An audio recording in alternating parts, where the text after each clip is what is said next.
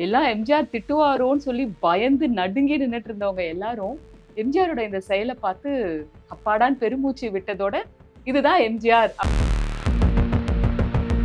SSR என்னென்ன எப்படி இருக்குது பாருங்க சாப்பாடுன்றப்போ எம்ஜிஆர் கண்ணில் இருந்து அப்படியே கண்ணீர் வந்துட்டு இருக்கு. சாப்பாடு வடிச்ச கஞ்சி இருக்குல்ல, அந்த கஞ்சி கொடுப்பாங்க. அந்த கஞ்சியை வாங்கி அதை 3 பேரும் சாப்பிடுவாங்க. அந்த அளவுக்கு வறுமையை அனுபவிச்ச எம்ஜிஆருக்கு கொஞ்சம் கொஞ்சமாக திரைப்பட வாய்ப்புகள் எல்லாம் வரும்பொழுது ஒரு கட்டத்தில் நல்லா வளர்ச்சி அடையுது. எம்ஜிஆருக்கு இருக்கிறான்ற அளவுக்கு இதாகிடுச்சு. இன்றைக்கும் நான் சொல்கிறேன், கவுண்டமணியோ இல்லை பலரும் பண்ண காமெடி நீங்கள் பார்த்தீங்கன்னா என்எஸ் கிருஷ்ணன் இதுலேருந்து எடுத்திருப்பாங்க. ராஜபாட் அந்த பாத்திரம் ஏற்று நடித்தவர் பி.வி. சின்னப்பா நாடகத்தில். ஸ்திரீ பாட்டு போட்டவர் எம்ஜிஆர் தெரியுமா? என்ன எம்ஜிஆர் சொல்கிறது பாணியில் தான் சொல்லணும். அந்த வெள்ளை குதிரையில் அந்த பொன்னிற மேனியோட அந்த கடுக்கன் அந்த இதோட அவர் வாழ்வில் ஒரு திருநாள்னு ஒரு பாட்டு வரும். அப்படியே நாங்களாம் மலைத்து பார்த்தோம் எங்கள் பாகவதரை அப்படின்னு எம்ஜிஆர் எழுதியிருப்பார். அவருடைய ஸ்பெஷாலிட்டியே அந்த பாகவதர் கிராப் தான். எம்ஜிஆரே அதை வச்சுருந்தார். மணாலா கண்ணாலா அப்படிலாம் பேசி இந்த காலத்தில் கல்யாணியை கஞ்சிக்கு இல்லாமல் அலைவிட்டது யார் குற்றம் அப்படின்னா இந்த ஒரு இது மாறுது இல்லை. இந்த இதுதான் 80கள்லையும் நடந்தது.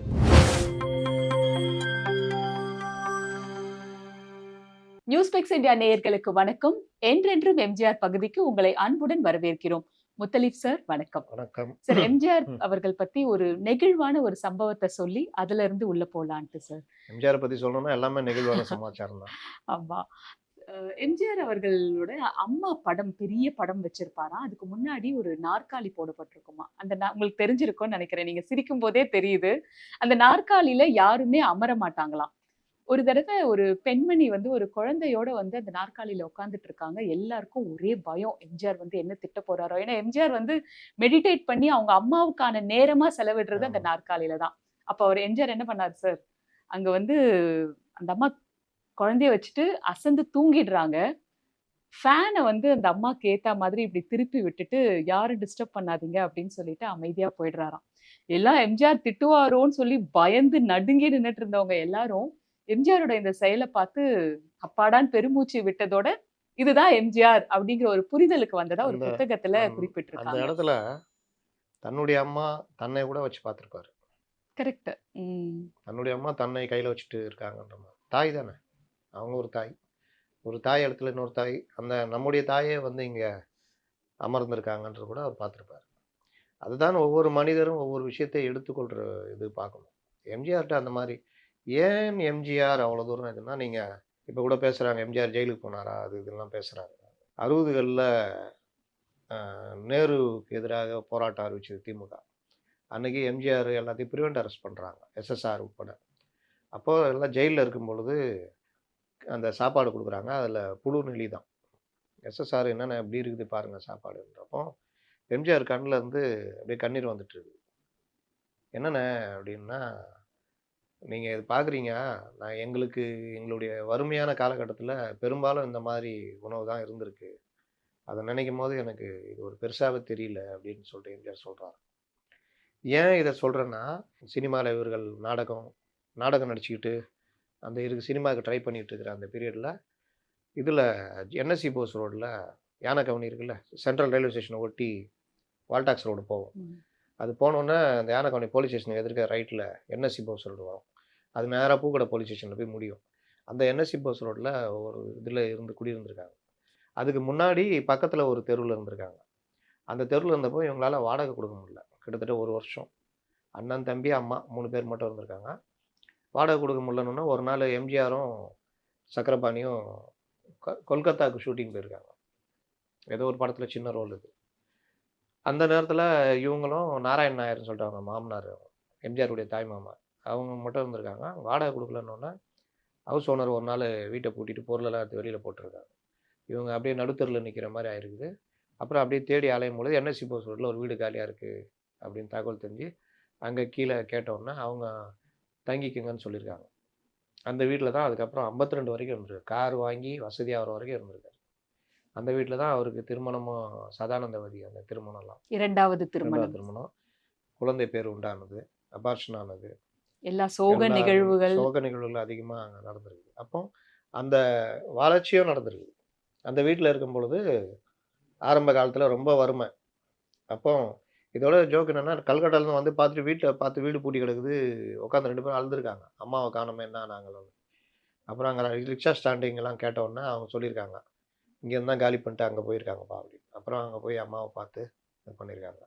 அப்ப எதுவுமே கிடையாதுல்ல. கடித தொடர்போ, எந்த வசதியும் கிடையாது. ஒருத்தர கான்டாக்ட் பண்றதுக்கு. அதனால இவர்களுக்கு குழப்பம் வந்துச்சு. அதற்கு பிறகு அந்த வீட்ல இருந்தப்போ அவரு அந்த அந்த ஹவுஸ் ஓனர் அம்மா எல்லாம் நல்லா பார்த்துருந்துருக்காங்க. எம்ஜிஆர் அவங்களோட நல்லா அந்த வீட்ல எல்லாரோடும் நல்லா பழகியிருக்காங்க. இதுல அவங்க என்ன சொல்றாங்கன்னா, அந்த அளவு வறுமை. ரூ. 1 வாங்கிட்டு போவாராம் எம்ஜிஆர். டிராம் வண்டி தான் அவங்க வீட்டு தெருவுலயே போயிருக்குது. என்எஸ்சி போஸ் ரோடுலாம் டிராம் போயி, வால்டாக்ஸ் ரோடு வழியா போயி, மந்தவெளி வரைக்கும் போகும். அப்பதான் இந்த எம்ஜிஆர் நாடகத்துல நடிச்சப்ப மந்தவெளி இது ஒத்தவாட தியேட்டர் அதெல்லாம் சொல்லுவாங்க. அந்த மாரி இதெல்லாம் நாடக நடிகர்களுடைய சங்கமமா அது இருக்கும். அப்ப அப்படி எம்ஜிஆர் ரூ. 1 வாங்கிட்டு போவாரு. இல்ல ஷூட்டிங் கீட்டிங் போனா வாங்கிட்டு போனாங்கன்னா, முடிச்சுட்டு வந்தோனே அவங்க அம்மாவுடைய கொள்கை என்னன்னா, முதல்ல கடன குடுத்துடணும். அப்புறம் தான் நமக்கு சாப்பாட்டுக்கு மத்தெல்லாம். அப்ப அண்ணன், தம்பி சம்பாரிச்சு கொண்டு வரதுல கடன் அந்த வாங்கிட்டு போன காச குடுத்துட்டு, மீதிக்கு 1 வாரத்துக்கான ஏதாவது ரேஷன் எதாவது வாங்கி, அப்படி வச்சு சாப்பிடுவாங்க. இதுல பல நேரம் சாப்பாடு இல்லாதனால, மேல அவங்க சாப்பாடு வடிச்ச கஞ்சி இருக்குல்ல, அந்த கஞ்சி குடுப்பாங்களாம். அந்த கஞ்சிய வாங்கி அத 3 பேரும் சாப்பிடுவாங்க. அந்த அளவுக்கு வறுமையை அனுபவிச்ச எம்ஜிஆருக்கு கொஞ்சம் கொஞ்சமா திரைப்பட வாய்ப்புகள் எல்லாம் வரும்பொழுது, ஒரு கட்டத்தில நல்லா வளர்ச்சி அடையுது. எம்ஜிஆர் இங்க இருக்கிறார்ன்ற அளவுக்கு இதாயிடுச்சு.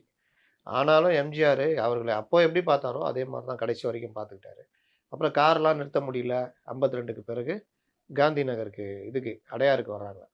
அங்க வரும்பொழுது தான் அவங்க தாயார் இறந்து போறாங்க. அதனால தாயார் மேல அவருக்கு ரொம்ப பாசம். அவ்ளோ வறுமையில நம்மள குடும்பத்த தூக்கி நிறுத்துனாங்க அப்படின்ற ஒரு அந்த பாசம்லாம் எம்ஜிஆருக்கு உண்டு. இவ்வளோ வறுமைய அனுபவிச்சு ஒரு உச்சத்துக்கு போனவங்க மறந்துருவாங்க. பழைய ஹவுஸ் ஓனர் வந்திருக்காங்க. "என்னவா? என்னான்னு கேட்டு அனுப்பு" அப்படின்ற அளவுக்கு போவாங்க. அப்படிலாம் இல்ல. வருஷந்தோறும் மாசத்துக்கு 1 நாள் போயிடணுமா. வரலன்னா எம்ஜிஆர் கூப்பிட்டு கேட்பாராம், "ஏன் வரல?" அப்படின்னு. அப்ப அந்த அளவுக்கு அவரு வந்து இது இருந்தது. ஹவுஸ் ஓனர் வந்து மாசம் ஒரு நாள் ஏன்னா எம்ஜிஆர இவரு அங்க பார்க்க போ போவாரு. முடியாதுல்ல. ஆமா. அவர் வந்து இவரு பார்த்துட்டு நடிகர் ஆயிட்டாரு, போவாரு. பெரிய ஓ! இதாயிட்டாரு. அதனால நீங்க வாங்கன்ட்டு இவங்க வந்து மாசத்துக்கு 1 நாள் அந்த பையன், அந்த அம்மா, அக்கா, அக்கான்னு கூப்பிடுவாராம். அந்த பையன் வந்து இப்போ பேட்டிலாம் குடுத்துருக்காரு. அவர் குழந்தையா பொறந்து வரும்பொழுது, எம்ஜிஆர் தான் இந்த ஜட்கா வண்டியிலேருந்து வாங்கி நான் தூக்கிட்டு வரேன் மேல அப்படின்னு தூக்கிட்டு வந்தாரு. அந்த அளவுக்கு என் மேல பாசமா இருப்பாரு அப்படின்னு. அதனால எல்லாரும் நாங்க மாசம் ஆனா போயிடுவோம். போலன்னா ஏன்னு எங்கள உடனே கேட்டுருவாரு. அப்படிப்பட்ட ஒரு நிகழ்வு எம்ஜிஆருக்கு வாழ்க்கையில நடந்திருக்கு. அதனால தான் அவர் ஒவ்வொரு விஷயத்தையுமே அவரவர்கள் நிலையில நான் திரும்ப திரும்ப ஒண்ணு சொல்லுவேன். உங்களுக்கான பிரச்சனைய உங்கள் நிலையிலிருந்து பார்க்கிறது தான் மனிதாபிமானம். உச்சகட்ட மனிதாபிமானம். அது எம்ஜிஆருக்கு எப்பவுமே உண்டு.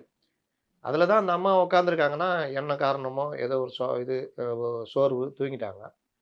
அப்படின்ற மாதிரி அவர் நடந்திருப்பாரு. போயிருப்பாரு. சார் எம்ஜிஆருக்கு 1948ஆம் வருடம் வந்து ஒரு முக்கியமான காலகட்டம்னு சொல்லலாம். ஏன்னா சிறு கதாநாயகன். சிறு படங்கள் நடிச்சுட்டு வந்துட்டு அவர் 3 படம் அதே வருடம் ரிலீஸ் ஆயிருக்கு. அபிமன்யு, ராஜமுக்தி, மோகினி.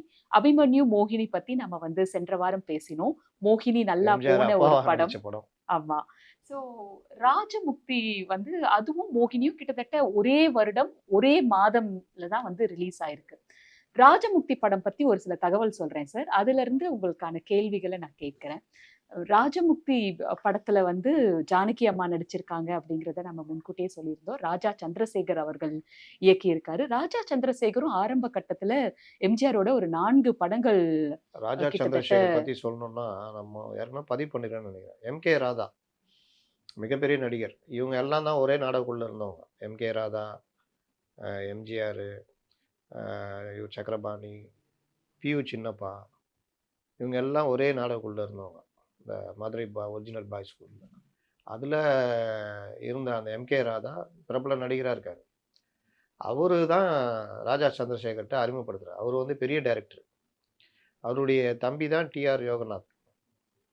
அப்போ ராஜா சந்திரசேகர்ட்ட இவரு எப்படி அறிமுகப்படுத்துறாருன்னா, நான் இருக்க வேண்டிய இடத்துல எம்ஜிஆர் இருக்க வேண்டிய இடத்துல இன்னைக்கு நான் இருக்கிறேன். எனக்கு என்னென்ன திறமை இருக்கோ, அது எல்லாம் இந்த தம்பி தான் இது.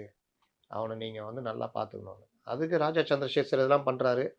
அப்போ தக்ஷயஞ்சம் அது ஒரு படம். அதுல விஷ்ணு ரோல்ல கொஞ்சம் பிரச்சனை வரும். தக்ஷன்ஜியம். ஆமா. அதான் முதல் படம்னு நினைக்கிறேன். 2 பேர் கூட்டணியில சினிமாக்குள்ள வந்தது. எம்ஜிஆர கொண்டு வந்ததெல்லாம் அது ஒரு பெரிய இது. ம். அப்போ அந்த மாரி ஒரு அண்ணன் தம்பி உறவு ராஜா சந்திரசேகருக்கும் இவருக்கும் டி.ஆர். யோகநாத் இவங்கலாம் உண்டு.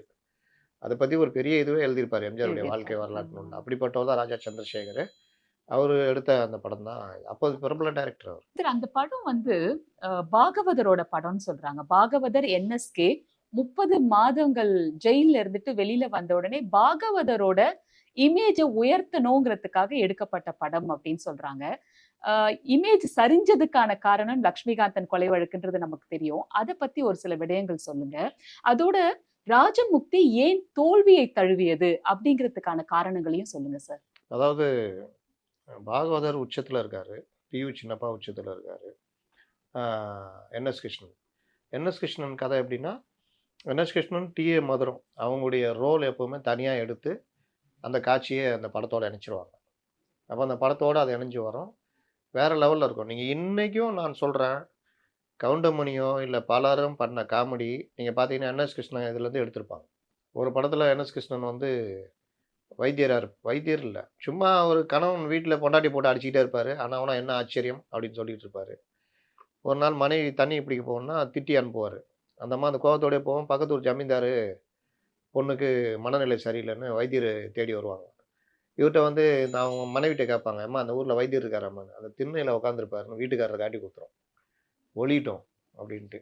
இவரு வைத்தியரே கிடையாது. அந்த திண்ணையில உட்காந்துருப்பாரு. கூப்பிட்டா அவசரத்துல ஒத்துக்க மாட்டாரு. நீங்க எப்படி கூட்டு போணும் கூட்டு போங்கன்றுவோம்.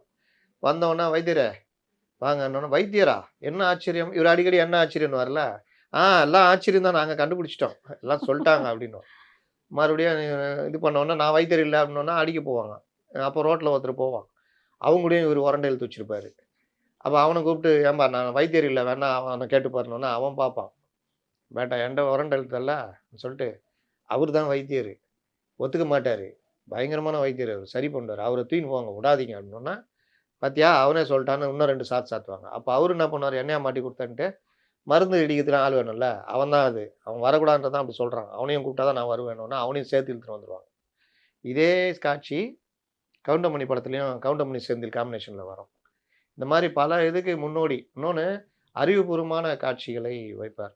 "உப்புமா, பத்துமா, ஒரு மரத்துல இத்தன இது இருக்கும்" அப்படின்னு அந்த நம்ம தங்கவேலும் இவரும் கலந்த மாரி ஒரு காமெடி வரும். முத்துலட்சுமி இதுல.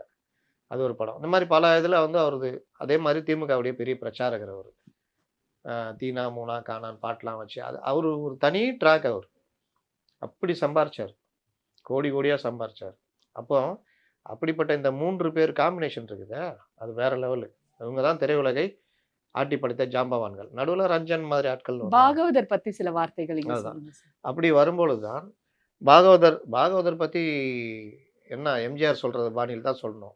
அந்த வெள்ள குதிரையில அந்த பொன்னிற மேனியோட அந்த கடுக்கன் அந்த இதோட அவரு வாழ்வில் ஒரு திருநாள்னு ஒரு பாட்டு வரும்.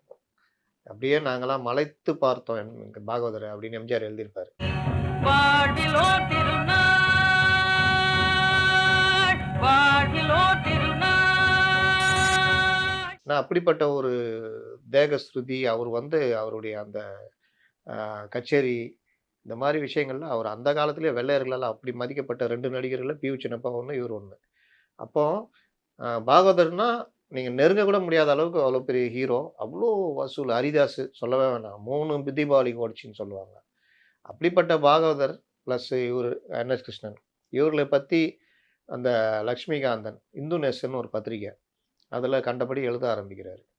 அந்த காலத்துல எல்லா காலத்திலயுமே இந்த மாரி விஷயங்களுக்கு ஒரு தனி இது உண்டு. மவுசு உண்டு. காசிப்ஸ்க்கு. ம். காசிப்ஸ்ல மோசமான காசிப்ஸ் இருக்குது. இப்ப கூட ஒருத்தர் உட்கார்ந்து பேசிட்டு இருக்காருல்ல. யார் யார் கூட இருந்தாங்க? எங்க இருந்தாங்கன்ற மாரிலாம்.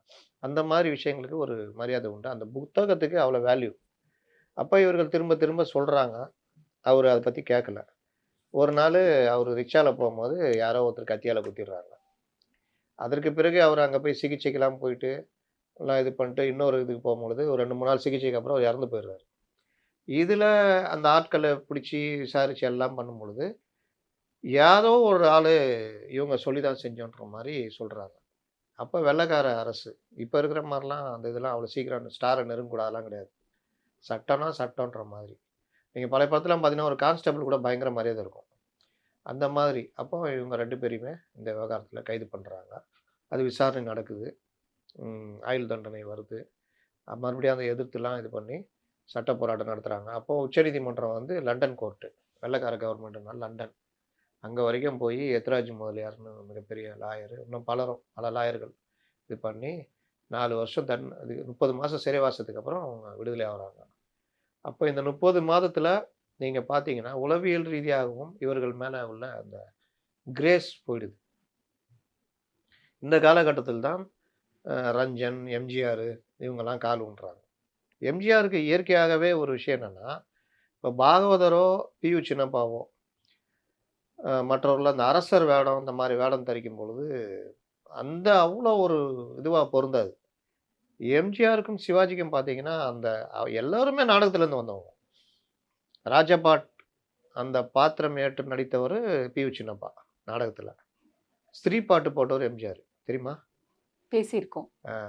அப்போ அந்த அந்த மாதிரி ஒவ்வொரு இதையும் நடித்து வந்தனால அந்த ஒரு தோரணை தெரியும். இந்த ராஜானா ராஜா எப்படி நிற்கணும், எப்படி பார்க்கணும், உடல் அசைவு, அந்த போஸ்டர்னு சொல்லுவாங்க, நிற்கிறது தோரணை. நீங்கள் ஒரு சில படங்கள் பார்க்கலாம். எம்ஜிஆர் ஒரு படிக்கட்டில் காலை கீழே வச்சு மேலே ஒரு படிக்கட்டில் காலை வச்சு இந்த இந்த கை இந்த வாளோட நிற்கிற மாதிரிலாம் இருக்கும். அது வந்து ராஜ தோரணைன்னுவாங்களா அந்த மாதிரி இது. அப்போ அந்த மாதிரிலாம் இவர்கள் வரும்பொழுது மீண்டும் இவர்கள் சிறையிலிருந்து வெளியில் வந்து தன்னுடைய அதாவது நடிச்சுக்கிட்டே இருக்கிறது வேற, தன்னுடைய இழந்த மதிப்பை மறுபடியும் கொண்டு வருதுன்றது வேற. இந்த காலகட்டங்களில் தான் வசன உச்சரிப்புகள்லேருந்து எல்லாமே மாறுது. இந்த சமூக படங்களை நோக்கி கொஞ்சம் நகர்ற இது இளங்கோவன் போன்றவர்கள் வசனம் அவர் நடிச்சிருக்காரு. இருந்தாலும் அந்த வசன நடையில் கொஞ்சம் மாறுதல்லாம் வருது. 52லலாம் பார்த்தீங்கன்னா பெரிய அளவில் மாறுதல். இப்போ பாகவதர் பேசணும்னா ஹலோ கண்ணாலா நான் என்ன செய்வேன் இந்த மாதிரிலாம் டைப் இருக்கும். ஆனால் கணீர்னு ஒரு இந்த வசனம் வால்மீச்சி வேல்வீச்சு வசனங்கள்னால் நீங்கள் கலைஞருடைய வசனங்கள்லாம் பராசக்தியெல்லாம் பார்க்கலாம். அப்போ இவருடைய அந்த ராஜமுக்தி இதெல்லாம் வரும்பொழுது மக்கள் வந்து என்னதான் பெரிய நடிகர் இதுனாலும் ஏதோ ஒரு வகையில் நீங்கள் வழக்கமாக அதோட படத்தோட நல்லதான் பண்ணார். ஆனாலும் ஏதோ ஒரு வகையில் அதை புறக்கணிக்கிற இது நடந்து போச்சு.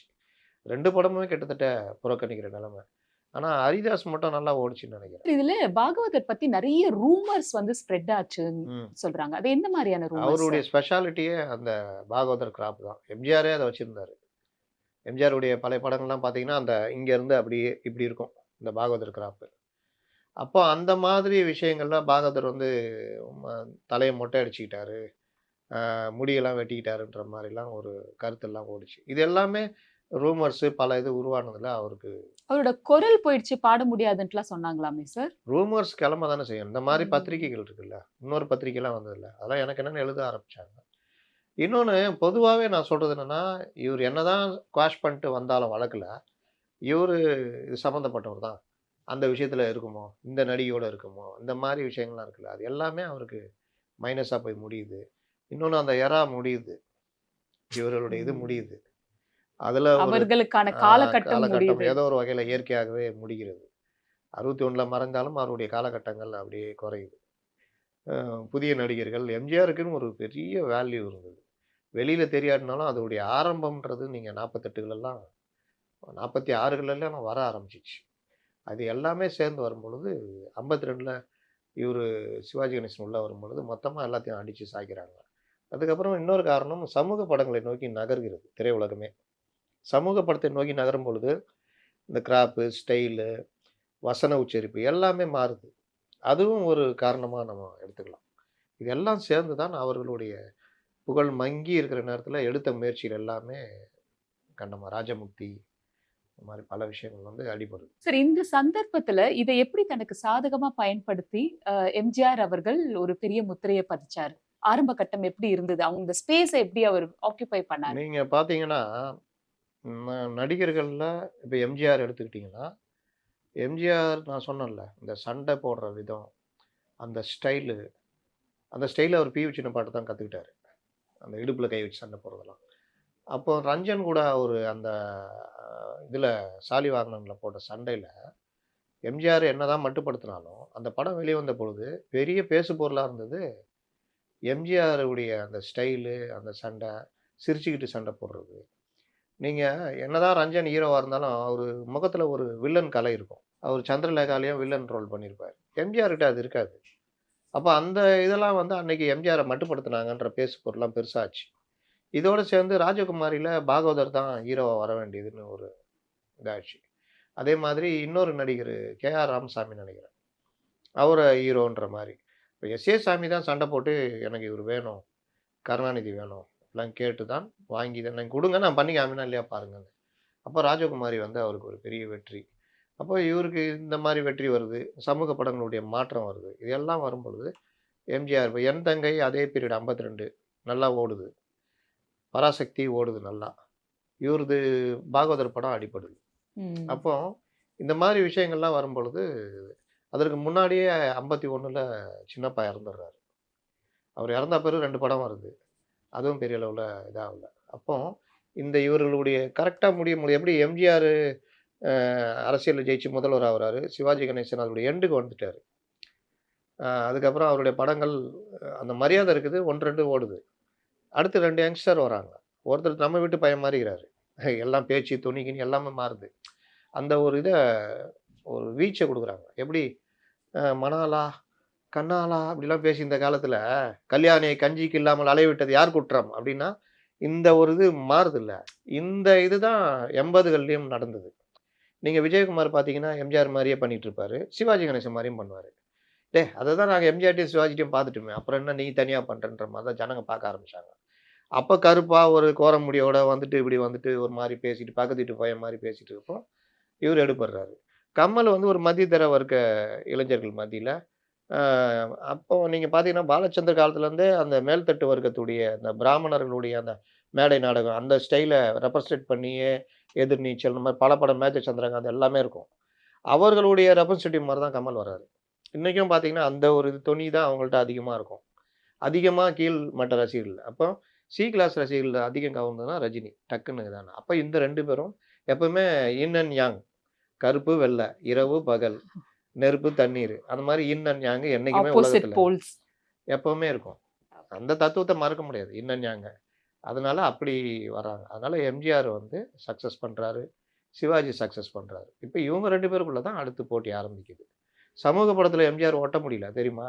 ஆரம்ப அது கட்டத்துல ஒரு பெரிய நம்ம கதை. பேசினோம் அது. ஆமா. சரி, இப்ப நீங்க பி.யு. சின்னப்பா அவர்கள் பத்தி நெறைய விஷயம் சொன்னீங்க. நம்ம அடுத்த வாரம் பி.யு. சின்னப்பா அவர்களுக்கும், எம்ஜிஆருக்கும் நடந்த ஒரு சின்ன மனத்தாங்கல் பத்தி நம்ம பேசுவோம். அருமையா பல தகவல்கள் பகிர்ந்துக்கிட்டீங்க. நன்றி சார்.